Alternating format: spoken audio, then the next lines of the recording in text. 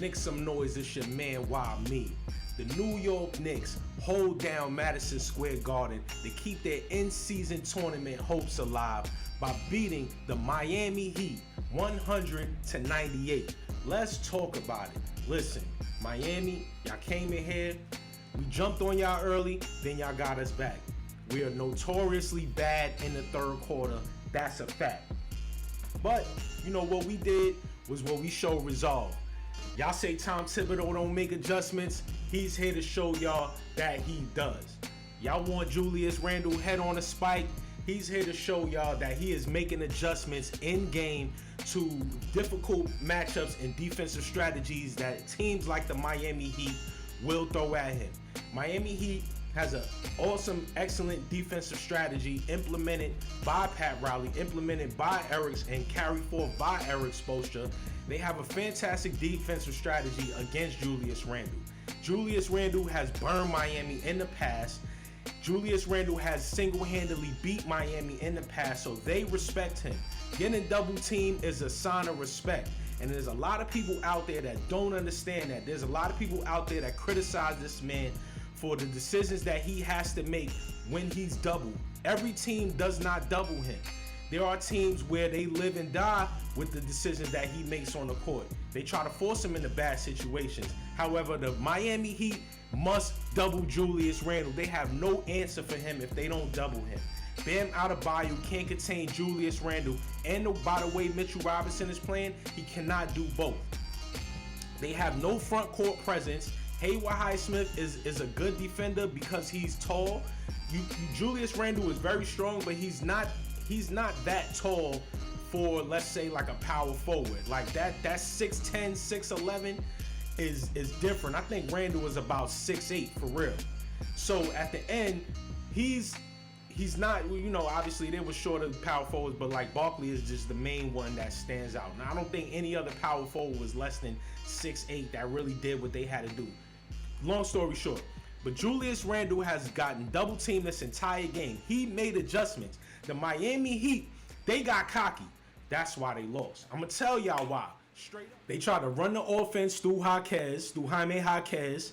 He had some moves in the third quarter, but toward the end of the third quarter, in the fourth quarter, he stunk it up. So they tried to run the offense through him. They got a little cocky. They thought the game was in the hand. They wasn't really playing serious, and they took their foot off the gas. That's why they lost.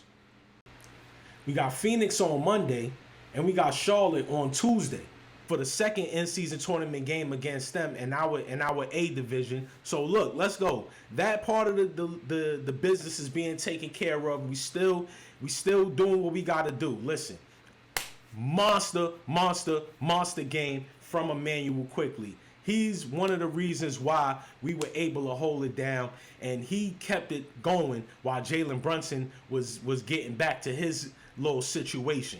Listen, I'm gonna also drop it on you at the end of the game why Miami lost for real. And I'm gonna show you why they lost. They got cocky, and that's their fault. At the same time, the Knicks have to come out better starts in the second half. We have to start better in the third quarter. We cannot have bad third quarters. Like, we get killed and we win or lose games in the third quarter. Like, guys, what do y'all do when y'all go into the locker room? Like, y'all got to stay loose. Y'all got to come out loose. When y'all go into the locker room, if you sitting, if you making phone calls, if you checking your phone, like, come on, fam. Like, we got to come out better in the third quarter. We cannot get stomped in the third quarter like that. That's facts. That's really why we don't get a chance to have the impression on the game like we should. We start off well. Mitchell Robinson generally wins taps. A lot of situations, we get the first basket. We jumped out on Miami and was up on them. And then, second quarter, we go up one. Julius Randle finds Quentin Grimes for a three-pointer. We go up one. Then we come out in the third quarter flat. Like, what's going on? That's my problem with this team. That's really like my only problem with this team. I don't have the issues with turnovers because somebody's got to turn the ball over. I don't have an issue with the way Randall is playing like everybody else does. I don't necessarily have an issue with the way Grimes plays. I just think that with experience comes different habits, different tendencies. Grimes needs experience, but at the same time, I am a little pressing on him that he needs to hurry it up a little bit. But he's not the man. He's never going to be the man. And in year 3, he's got to figure it out. But experience is the main thing, and in the main what we're seeing from Julius Randle. He's gaining experience in these situations. A win is a win. So y'all got to stop saying those things where, oh, he's helping us win. 13 points, 8 rebounds, 7 assists. Yes, 6 turnovers. However, I can specifically name one of those times where he could have gotten 8 assists. He passes the ball to Grimes. Grimes smokes the layup. So he could have had 13, 8, and 8. 6 turnovers, yes. He's passing out the double team, and the ball is not he's not putting any touch on the ball. Like plainly said. He's not putting any touch on the ball. He's passing out the double team, and he's throwing missiles across the court. That's what he has to do, because there's nobody cutting. The floor is spread. So if he gets the ball at the wing about, let's say, 17, 18 feet away from the basket, and he's backing down and a double team comes, if you got a guy on the opposite side of the court in the corner, that's a hard angle to make a pass, knowing that he normally, you know what I'm saying, turns over his right shoulder. That's a tough pass to make. You know what I'm saying? That's a tough pass to make at the angle. So somebody has to cut, or somebody has to pop up or flash out to the top of the three-point line to give him just like a direct line of sight where he could get the ball out. But his team also has to recognize that he is about to be doubled. Whoever man is going to double down on Julius, that's the person that should be cutting. Honestly, that's the person that should cut. There should be somebody to the right of him or to the left of him that he could just turn and make the pass to. He shouldn't have to throw cross-court passes all the time. So guys got to recognize when he's about to be doubled, but not every team doubles him. So it has to be like a real-time adjustment. Not every team doubles him. So yeah, 6 turnovers, a lot of those were passing out the double team. I seen one go into the stands. He tried to give it to DiVincenzo. The guy's brutally strong. Like, he's going to throw those. But there has to also be a set offense for when he gets doubled.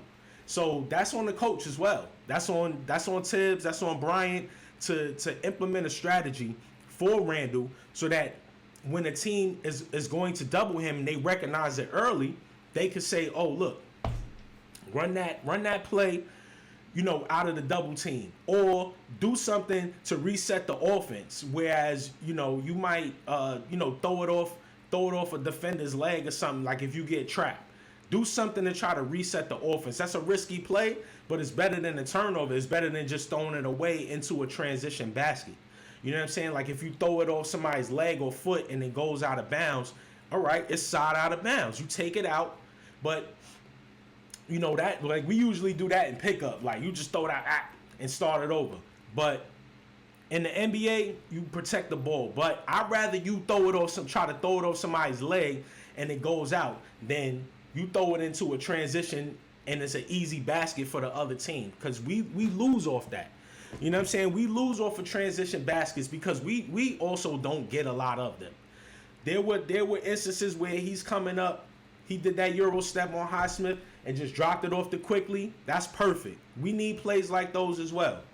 But my man Julius, in my opinion, he's holding it down. Yes, he does have an issue when he makes bad plays, he turns it over, he doesn't get back. It's magnified on him because there are a lot of players that do that. There are a lot of players that make a bad play and don't get back on defense. That's basketball, to be honest with you. But it's magnified when he does it. So y'all got to get, y'all got to get over that. Everybody does that. Not everybody like gets back on defense every single time. Even when nothing bad happens and you just don't get back. Dudes don't get back. That be happening. But as far as Randle, it's going to be magnified. The camera is going to be on him when he does what he does, when he makes bad plays. So, like, whatever. All right? 13 points, 8 rebounds, 7 assists, should be 8 or 9 because he's kicking. He is making the right pass, and some guys are missing shots. He kicks it out to DiVincenzo. He kicks it out to Grimes. He kicks it out to other guys. He kicks it out to RJ Brunson. He kicks it out to whoever. Dudes is missing shots. Randle could have triple doubles every game. And what I'm thinking and what I'm looking at now for a guy like that is that he's slowly rolling into a Draymond Green type of player when it comes to the style of play. Not the antics, but the style of play. The ability to facilitate the offense from the front court position. As a 6'8", between 6'8" to 6'10" guy, if you could bring the ball up, get the offense started. Like, so you grab the defensive rebound, you bring the ball up, you get the team into the offense. You can make plays, you can make passes off the curl, you can make those cross court passes when you get double teamed, and you can also make the three, and you can also make like a tough basket, get it and one. And right now he hasn't been shooting great free throw wise, but a decent free throw shooter. 2 for 2 tonight, but in general, we don't always get the best free throw shooting performance from our squad in general. Jalen Brunson missed 2 clutch free throws. He missed an and one free throw, and he missed a free throw at the end of the game when it was 100-98. Jimmy Butler could have won the game. Jalen Brunson missed that free throw that could have put us up 3. Jimmy Butler damn near won the game. So guys are not making free throws either. That needs to be addressed. Mitchell Robinson can't stay on the court because he can't hit. Like, that's what we need to get going, get locked into. And honestly, some of these free throws come at the end of the game at a bad time, you know what I'm saying, when guys are getting knocked all over the court. Jalen Brunson was getting knocked down, and he had to shoot. He had to go to the line and make 2. It's tough sometimes. We had a poor night from the 3. Emmanuel Quickly was the only one that shot. DiVincenzo. Emmanuel Quickly. Oh, no. Yeah, well, I give DiVincenzo because 1 for 2. Emmanuel Quickly, DiVincenzo. Hart 1 for 3. All right. Grimes, I don't accept Grimes being 1 for 3 because, number one, he should shoot at least 5 to 6 threes a game, and he should make 2 to 3. He's gun shy. He's scared to shoot. There was one situation where he should have threw the ball into Mitch. Mitch had his man sealed off. But at the same time, I understand his hesitance because Mitch can't make free throws. Mitch is my favorite player on the Knicks, mind you. But once Mitchell Robinson is able to make his free throws, he could stay on the court. Bam Adebayo got Mitch into early foul situation, getting Mitch his second foul. So Mitch was not able to perform in his normal rebounding position. But Bam is also a tough cover. Bam gets underneath you. He's an excellent rebounder. Bam is an excellent rebounder and defensive player. For an undersized guy, Bam is dope. He's also one of my favorite players in the league. So Bam is tough to play against from that 5 position. He's very quick. He has excellent footwork, and he got hops. Bam could jump out the gym, but he uses his ability to to carve you out from 13, 14 feet out. But Bam would dunk on you. Bam took Mitch to the basket and flushed it. He gets off the ground really quickly. So I rock with Bam. Bam had a great game, double from Bam. But from our side, what we mainly need to do, the main thing that we need to do, and especially going to a playoff situation, is we need some type of action from when Julius Randle is double teamed. We need some type of action, 1 or 2 sets, offensive sets, that even bait the team into double teaming Randle, so that he can make the appropriate pass. Like, he can make a pass to a spot on the court where that man is going to be, because the player knows that, okay, my man is going to double team. I'm luring him into double teaming Randle, and then I'm just going to slip and make the cut. Randle can throw a pass, any type of no-look pass, drop pass that is just going to be on time, because that's the play. That's the set. I think Tibbs, will explore that. I hope he does. I hope that there's a scenario where, we actually burn Miami for double teaming us every time, or 3 out of 4 times. And even if we miss the shot, it doesn't result in a turnover, because it does look bad. But nobody else on the team is being double teamed. I mean, you can't really double team Jalen Brunson. He'll kill you. But if you do double team Jalen Brunson, he'll find a way to break it or draw a foul. That's just what it's going to be. So Julius Randle is, at that point, the liability when it comes to double team. You could double team him, and there's a chance that he'll turn the ball over. I mean, yeah, he turned the ball over, but at the same time, he's being double teamed. How many of you can play with two guys standing on you, one being like a center and the other maybe being like a guard where you can't put the ball on the floor? Or guard, like a flopping ass guard like Kyle Lowry. And let's get right into that. That's a good transition. Hold on, let me get a sip.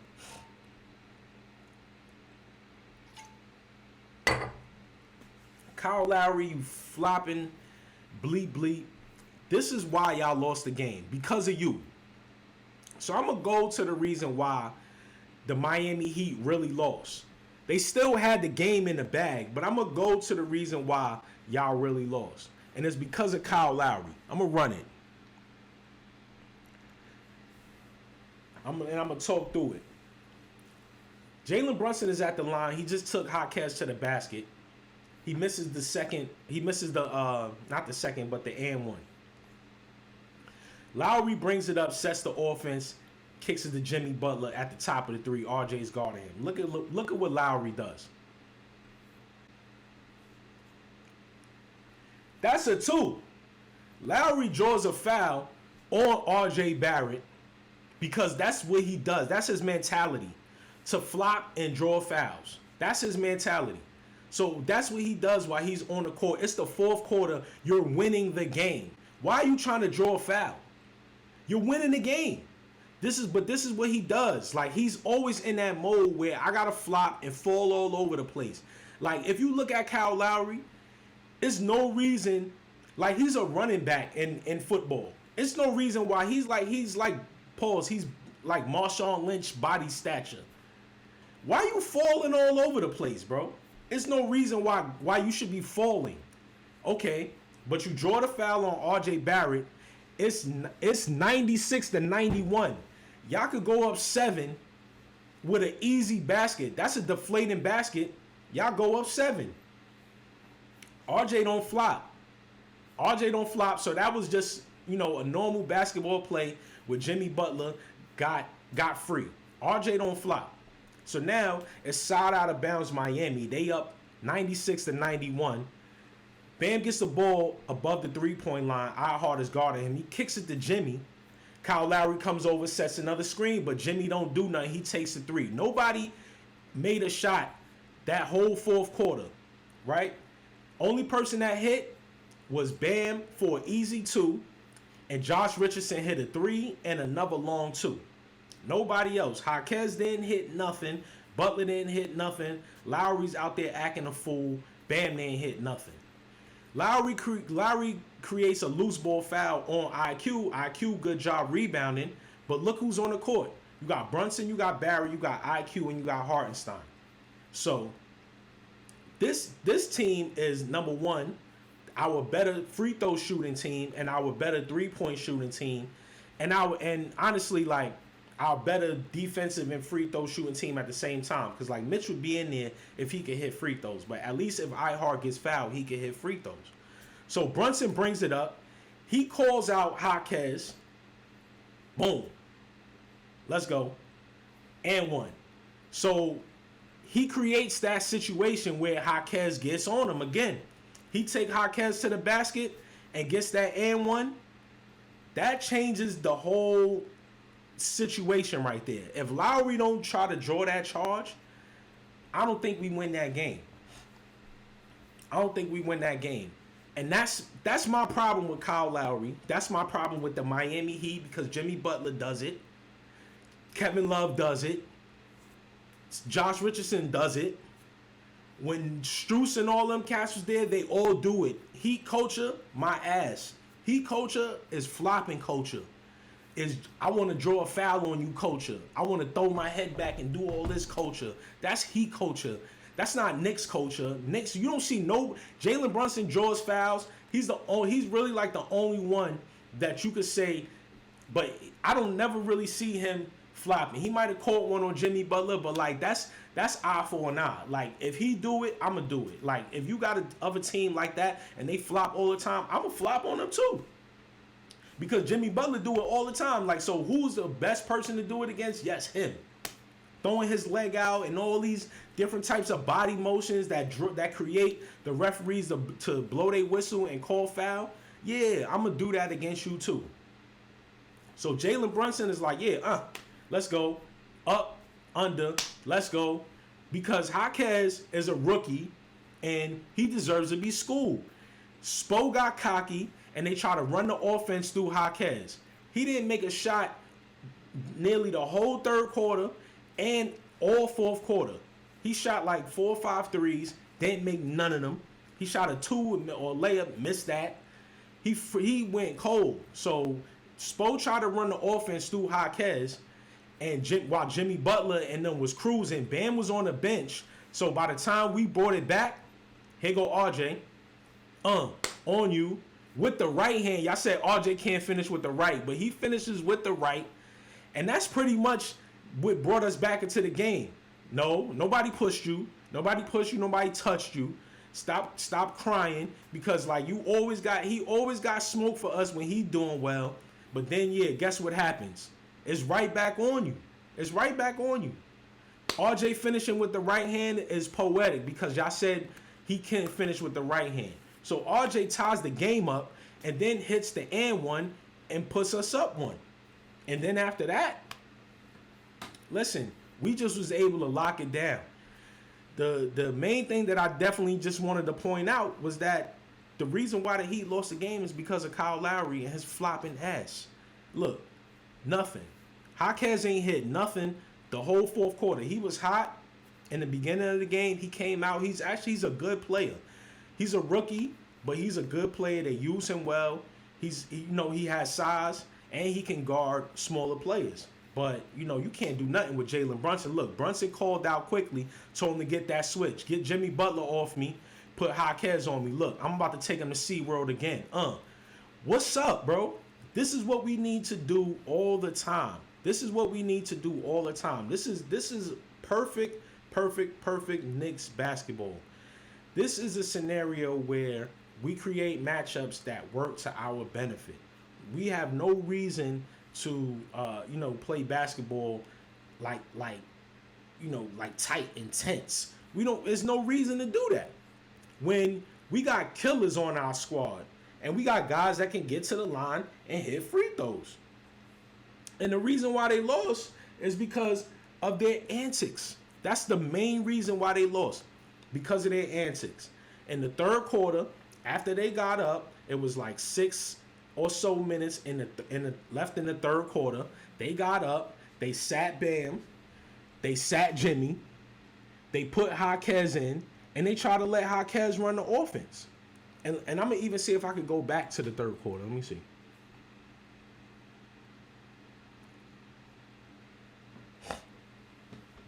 They let Jaquez run the offense, and they let the offense go through Jaquez, and they got cocky. That's just point blank period. They got cocky on us, and we took advantage. We took advantage of their cockiness. And that's what they get. Eric Spoelstra, that's what you get. Jimmy Butler, that's what you get. Kyle Lowry, that's what you get. Stop flopping all the time, bro. Jimmy Butler had Josh Hart hand locked in his thing. Josh Hart still got called for a foul. Hart is literally standing there like this. He definitely got caught with his hand and reaching, but that's my arm. I also had a right to unreach. Like if you lock my arm, that's an offensive foul. Or you know what I'm saying? Or just it's a no call. Like it's a play on. You know what I'm saying? They throwing up bricks. I think that was Jaquez's last basket right there. They was throwing up bricks. Doc Rivers made a comment that said, "Oh yeah, it's cool as long as we can miss, as long as y'all miss." As soon as he said that, quickly hit a three. As soon as he said that, as soon as Doc Rivers said, "Oh yeah, it's cool as long as Miami is missing, and it's cool as long as the Knicks is missing," as soon as he said that, quickly came up the court and hit a three, and it was on from there. We was trading baskets for a minute, but it was on from there. And once we recognized that Miami was gonna go cold, quickly started shooting the rock, quickly started taking attempts, and that's what opened the game up. That's what opened the game up right there. Look, Kyle Lowry again, flopping and falling all over the place, trying to draw fouls. Jaquez hit a three right there. But that flopping and trying to draw fouls, that's what I don't like. You know what I'm saying? Oh, he was cooking. What is this? But Jaquez is a good basketball player. That wasn't his last basket. He had 2 more baskets after that. He was cooking. But there was a point in time after that, he ain't hit nothing. He definitely ain't hit nothing in the fourth quarter. I'm gonna put the shot chart up because I screenshot it from my cell phone. But yo, that's it, man. Knick Some Noise, man. We held it down. I love Tibbs because even when the team's winning, if you do something stupid, he give you that look on his face. It's like, yo, what are you doing? It doesn't matter. Like, everybody gets that look when y'all do like silly stuff. You know what I'm saying? And we held it down, yo. That's just all I gotta say. I'm speeding it up a little bit because we were down 20 right here. Look at the double team. He kicks it out, swings,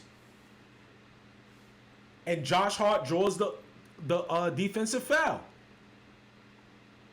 So you got to understand, man, when you passing out a double team, you have to you got Jaquez on you, you got Kevin Love on you, you swing the rock, quickly passes it to Brunson. Brunson gets it over to Hart, and Hart takes it to the basket. When you got a double team, you have to make decisions quick, fast. And Randall was getting better at making those fast decisions on what to do when you get double. But getting the double team and you're in the game and you're in your move and a double team's coming, you want to hold the ball. You don't want to just immediately get rid of it because somebody can anticipate that. So you have to still make a good pass. You sending 2 6'10" guys at me. Like, come on, man. You like some of those plays may result in turnovers if you don't make the best decision or if you don't have the best angle to pass the ball. We were able to capitalize on some of those double teams. And then I just want to see a situation where if Randall gets the ball and a double team immediately comes at him, that we need some type of action. Look, it's probably going to come again. Look, they bring Highsmith and Love. He kicks it out. The ball moves again. Like, what can you say? Like, he's able to, and then create some mix-up. But look, Hart gets back, saves the play. And these are the types of game-winning plays that we need. He misses the 3 here, but it creates a wide-open scenario. You know what I'm saying? And then again, another turnover. So we're not the only team that turns the ball over. You can obviously see good teams turn the ball over. Teams with a great offensive system can turn over the ball. You got Highsmith and you got Jaquez, where they're not necessarily, Jimmy Butler and Bam. You know what I'm saying? So you got your B players, your role players making plays, running offense. He got cocky. Look who you got on the court. You got Jimmy, you got Jaquez, Kevin Love, Caleb Martin, and Highsmith. They not really trying to win the game or think they could put us away. But we got Quickly on the court. He's a killer. We got Hart on the court who can start on another team. Also, Hartenstein, he could start on a team like the Bobcat, the Hornets or whatever, Orlando Magic, and Randall, and you know what I'm saying? Like, yo, so they really started trying to cruise and coast on us. You know what I'm saying? And we stayed in the game. We kept fighting. You can't be mad at that. We kept fighting, and we pulled out a win. Randall's here. Love wants to stunt, but you can't leave him open. They bring the double team. He kicks it out to quickly shoots and bricks it off the backboard. But again, that could have been 10 assists right there. 9 assists. That could have been another assist for Randall. And it's not showing up in the stat sheet. But it's there. You know what I mean? I think this is when Jaquez started really getting cold toward the end of the third quarter. Like after he missed that. But at the same time, you got him next time. Defensive rebound, he brings the ball up. Nothing there. Okay, you draw Kevin Love now. Here comes the double team. He almost gives it up. That should have been a turnover. But that looked like just fatigue right there and nobody coming to the ball. You know what I'm saying? Like nobody else came to the ball. So we have these situations where Randall is getting double teamed or they're stunt double teaming him, like acting like they're going to double team him. And then nobody comes to the ball and bail him out. He's hanging over his shorts, so he's actually, you know what I'm saying, he looks tired. And we not running no action right there. But, you know, I'm going to wrap it up. We got the win. It wasn't good at first. You can see at this point of the game, we down 16 going into the fourth quarter. We down 16 points. We still traded baskets with them. For a while. Jaquez was taking us to school for a minute, and honestly, he just got cold. He just started missing. It wasn't really nothing to it. Like, honestly, he started missing, and that was it. Look. Doink, doink. He started missing. You know what I'm saying? And then once that was there, it was on. DiVincenzo, I think that was his only 3, right? Put Spo into a timeout, and it was on from there, man. You know what I'm saying? That was his only 3 right there. That 1 for 2. That was Dante DiVincenzo's only 3-point basket. But Jaquez started missing. We started hitting. We stayed in the game. Miami got cocky. Lowry's flopping ass cost them the game because that was an easy 2-point basket to put y'all up 7 or 8 or something like that. That was an easy basket to put y'all up like 4 possessions, and you ruined it. Ha! That's what you get. Stop flopping, bro. Knick Some Noise. It's your man, Why Me. Hold it down. We got Phoenix on Monday. We got Charlotte on Tuesday for another in-season game tournament on Tuesday versus Charlotte. Phoenix is a regular season game. So let's go, man. Knicks, Knick Some Noise. It's Why Me. We out.